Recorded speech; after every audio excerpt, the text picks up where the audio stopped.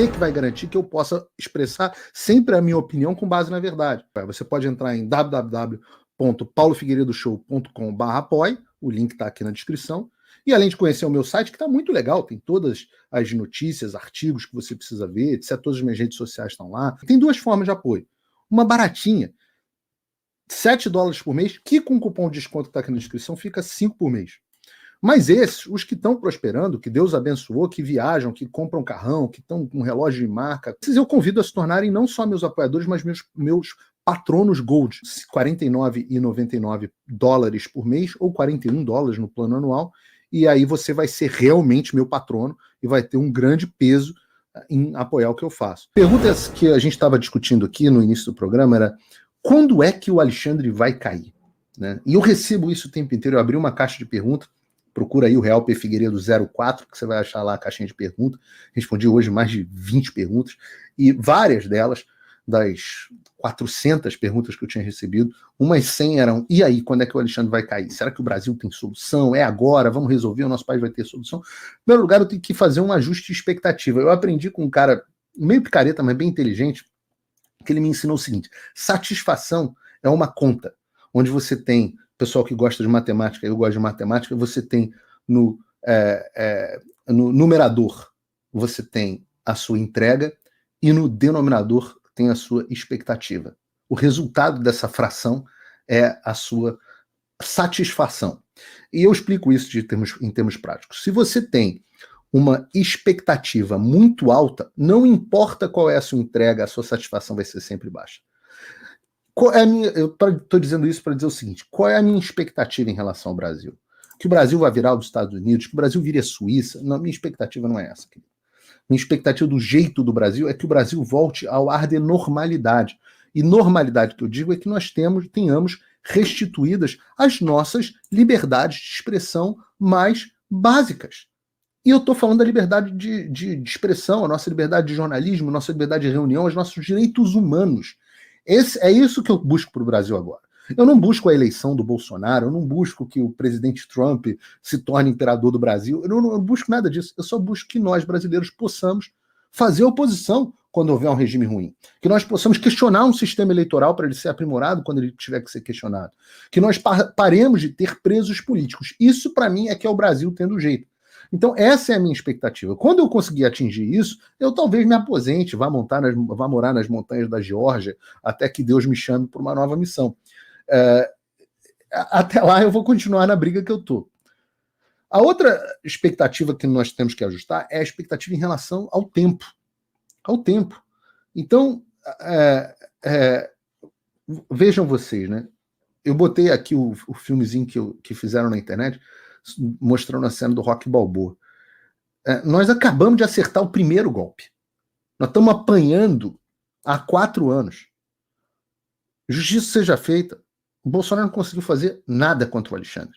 Nada. Não conseguiu trazer nenhum desgaste. Até o pedido de impeachment que ele apresentou sobre o Alexandre era uma porcaria, feito por um estagiário do 5º período de direito. Uma coisa horrorosa. Até hoje eu não sei quem fez aquele pedido, mas uma vergonha. Então a gente não conseguiu até hoje gerar nenhum problema. Não havia até nenhum momento. O Alexandre era o russo que enfrentou o Apollo Creed, destruiu o Apollo. Talvez o Bolsonaro seja o Apollo, pensando nesses termos. E nós conseguimos agora acertar primeiramente um soco nele que machucou. E estamos partindo para cima. Estamos partindo para cima. Só que esse é um processo, essa é uma luta que vai demorar 15 assaltos. Não é uma luta... Assaltos lembra muito o PT. Mas não é uma luta que vai ser resolvida agora. A gente está no início, a gente está no primeiro momento. As pessoas têm que ter paciência. A nossa vitória, ela passa por alguns fatores. Um deles é o sistema tornando o Alexandre de Moraes caro demais. Como é que significa isso? Caro demais. Ele precisa, eu chamo de custo Alexandre. Ele precisa começar a ficar pesado para o establishment carregar. Veja, muita gente acha que fomos nós que tiramos a Dilma do poder. Isso não é exatamente verdade, eu já falei isso para vocês. O sistema tirou a Dilma do poder.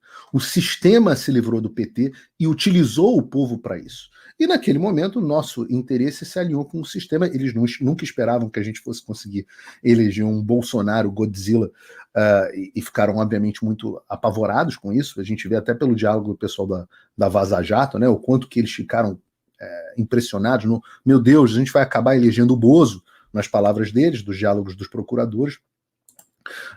Mas quem agiu ali foi o sistema. Ninguém pode dizer que Eduardo Cunha não era sistema. Ninguém pode dizer que a Rede Globo não estava a favor do impeachment, não estava contra o PT. Lembra do William Bonner apresentando o jornal com aqueles dutos? Eu nunca esqueço isso, aqueles dutos. Todo dia. Era um duto assim, e aí ficava caindo o dólar desse duto, mostrando a propina do PT. Era o sistema. Eduardo Cunha era sistema. Eduardo Cunha era... Michel Temer era sistema. Michel Temer, que levou o Alexandre de Moraes ao STF, era sistema.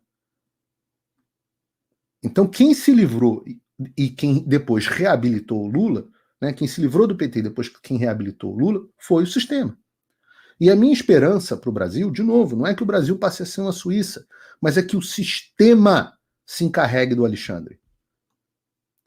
Porque ao longo do nosso processo, principalmente quando você sofre de psicopatia, que eu acho que tem um bom indício nessa direção, você, como a sua incapacidade de empatia, ela faz com que você vá cometendo determinados erros quando você é todo poderoso, porque você não tem mais preocupação com a justiça, você não tem mais preocupação com o juízo, você simplesmente vai lá e faz o que você quer para se impor. Então eu acho que vários erros foram cometidos pelo Alexandre. E muitas vezes a gente vai comprando brigas ruins. Eu acho que certas brigas não valeram a pena. Por exemplo, a briga com o Sérgio Tavares, deter o Sérgio Tavares no aeroporto, valeu a pena? O que ele conseguiu com isso? Nada. O que ele achou que ele ia conseguir com isso? Achou que ia intimidar o Sérgio Tavares. O que o Sérgio Tavares fez? Passou a se dedicar ao Brasil e a contar na Europa o que estava acontecendo no Brasil. O problema gerado foi muito maior do que a efetividade da ação. Eu acho que a briga comigo não foi boa pro Alexandre. Para mim também, certamente, não foi, né? Mas eu acho até que foi num certo sentido, eu explico qual. Mas eu acho que a briga não foi boa pro Alexandre. Olha a quantidade de coisa que eu já fiz aqui. Dá para eu tirar essa onda nesse momento. E estou só começando. Estou só começando. O trabalho internacional nos Estados Unidos, eu garanto, você veja o que eu fiz nos últimos 4 meses, impressiona até os americanos, eles falam, caramba, o grau de consciência que você criou aqui, e Tucker Carlson, e PragerU de novo, e Steven Crowder, e Dinesh Souza, e War Room, Steve Bannon, todos os lugares. E como é que... E Elon Musk, e Congresso, e etc. Valeu a pena a briga? O que ele me impediu? Tá bom, me tirou dos pingos nos is, tá? Bloqueou minha rede social para uma parte da população. Mas a gente continua. O programa de hoje, já somos líder de audiência com sobra. Na verdade, estamos ultrapassando a soma da Jovem Pan com a CNN Brasil. Funcionou o bloqueio contra mim? Recentemente, eu conto até para vocês, mandaram um FBI me ligar. Eu recebi uma ligação do FBI. Eu falei, pois não. Não, o governo brasileiro. Eu falei, pô, governo, estou totalmente disposto a cooperar com o governo brasileiro, desde que eles me intimem por uma carta rogatória. Acharam que mandar o FBI me ligar, eu ia me cagar todo na escola. Não tenho medo do FBI, não, gente. Como não sou criminoso, não tenho medo nenhum. Pode mandar o FBI me ligar. Eu vou atender com o maior prazer. Eu falei pro cara do FBI, pô, que maneiro falar com vocês, cara. Pô, cresci vendo vários filmes, adorava Arquivo X. Quase perguntei pro cara se existia ET. Assim, existem pessoas, e isso o Alexandre precisa entender, que não se sujeitam à intimidação. E não é porque não tem medo de nada. Essa história de, o Paulo Figueiredo não tem medo de nada. Não é que eu não tenho medo de nada. É que eu tenho muito medo de Deus, cara. Muito. Eu tenho um temor, assim, horroroso de Deus. E um dos temores que eu tenho é de que, como diz a parábola dos talentos, é que chegue no final das contas e eu na hora de eu prestar contas sobre os meus talentos, os tenha enterrado. Eu morro de medo disso, cara. Eu acho que eu tenho, se chama, né, o privilégio, né? É assim que o pessoal chama, que eu tenho um privilégio branco.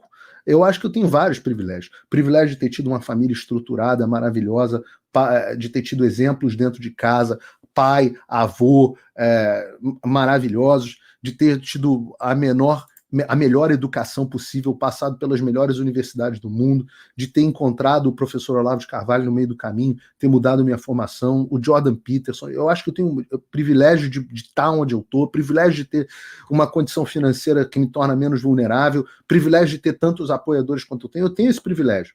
Agora, a quem muito foi dado, muito será cobrado. E vão aparecer pessoas assim. São pessoas, e eu acredito nisso, eu falo isso para todos vocês. Eu acho que poderia ter gente virtuosa dentro da Polícia Federal, que uma hora vai se levantar contra isso, vai ter gente virtuosa dentro da imprensa, vai ter, como teve o Michael Schellenberg, como teve o Glenn Greenwald, como tem as pessoas dentro da Oeste.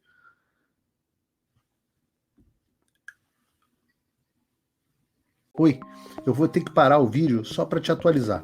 A perseguição implacável continua. Desde dezembro de 2022 eu continuo sem passaporte, com as contas bancárias bloqueadas, redes sociais banidas no Brasil e muito mais.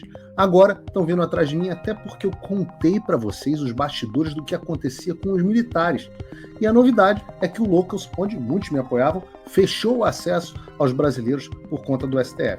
Então criei uma nova forma de você me apoiar diretamente. Você pode ser agora meu apoiador com uma pequena quantia por mês e ter acesso a vários conteúdos exclusivos, ou você pode agora também ser o meu patrono e passar a integrar comigo o meu grupo de elite, um grupo fechado de WhatsApp só para os patronos, além de fazer reuniões de Zoom mensais comigo para a gente discutir a situação do Brasil e do mundo. Se você quer que eu continue fazendo o meu trabalho, me apoia, use o link da descrição e eu garanto que eu vou continuar fazendo a minha parte. Muito